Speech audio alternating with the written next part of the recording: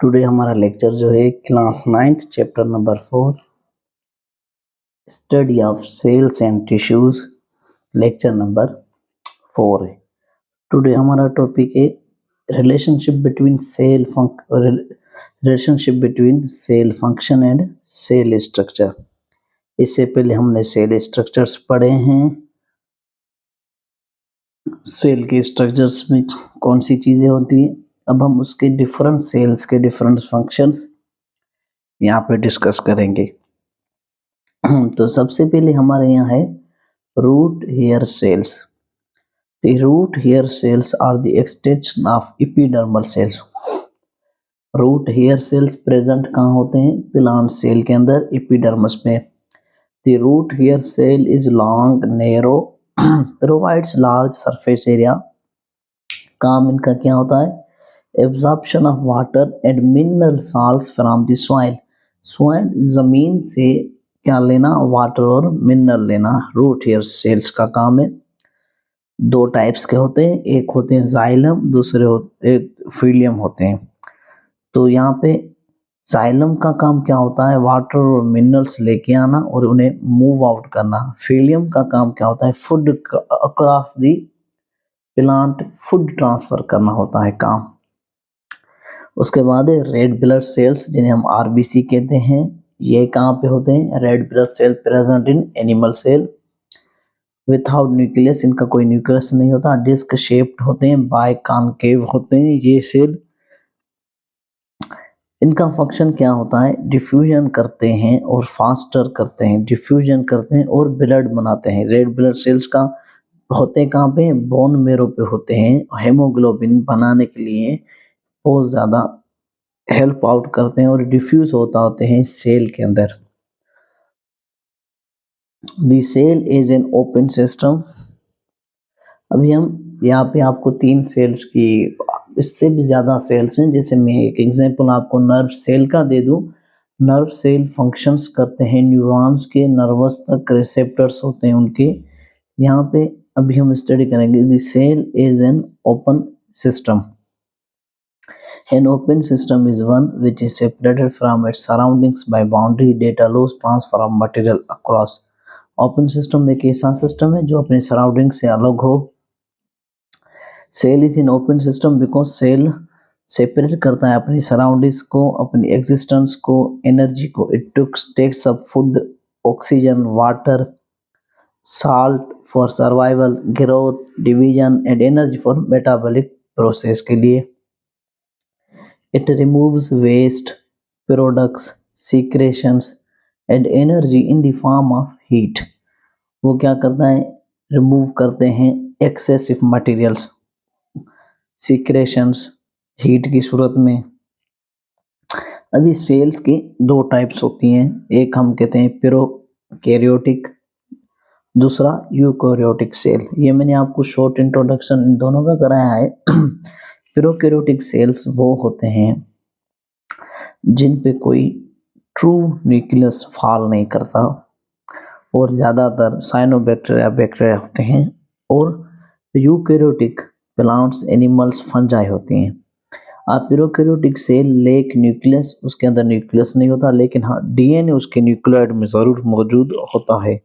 DNA उसके nucleoid में मौजूद होता है। यदि डीएनए उनका जो होता है डायरेक्ट कॉन्टेक्ट साइटोप्लाज्म के अंदर होता है। राइबोसोम्स उनके साइटोप्लाज्म के अंदर होते हैं। सराउंडिंग उनकी प्लाज्मा मेम्ब्रेन होती है। प्रोकैरियोटिक सेल के पास सेल वॉल होती है। The cell wall compose of complex material peptidoglycan की बनी होती है प्रोकैरियोटिक सेल्स की।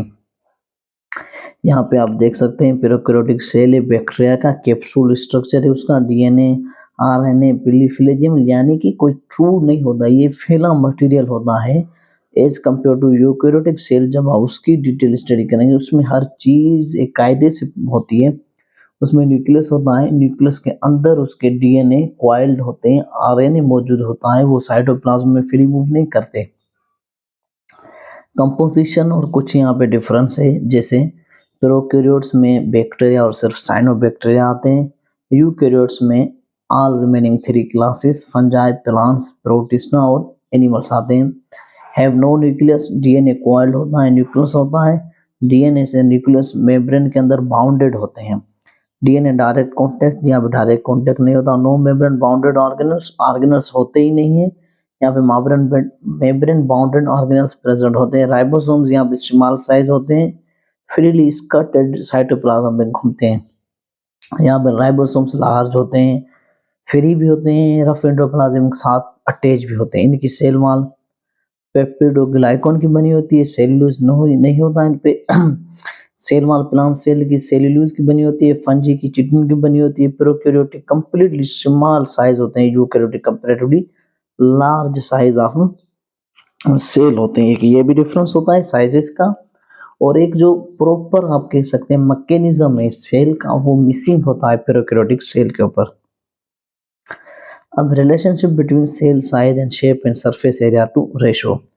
The size is shape of cells related to the function they perform। मुख्तलिफ सेल्स जो होती हैं वो अपने साइजेस के हिसाब से डिपेंडेंट होती है और फंक्शन भी उसी हिसाब से करती हैं। जैसे यहाँ पे amoeba and the white blood cell can change their shape as move about. यहाँ पे एमीबा के अंदर व्हाइट ब्लड सेल्स उनकी शेप चेंज करता है, हमारे यहाँ हमें प्रोटेक्ट करता है। Sperm cells have weapon like tails होती है, फ्लैजिला लोकोमोशन के लिए। नर्व से लॉन्ग थिन फिलामेंट्स होते हैं, एक दूसरे को कनेक्टेड करते हैं, वो डेंड्रियार्स के थ्रू मैसेज कन्वे करते हैं।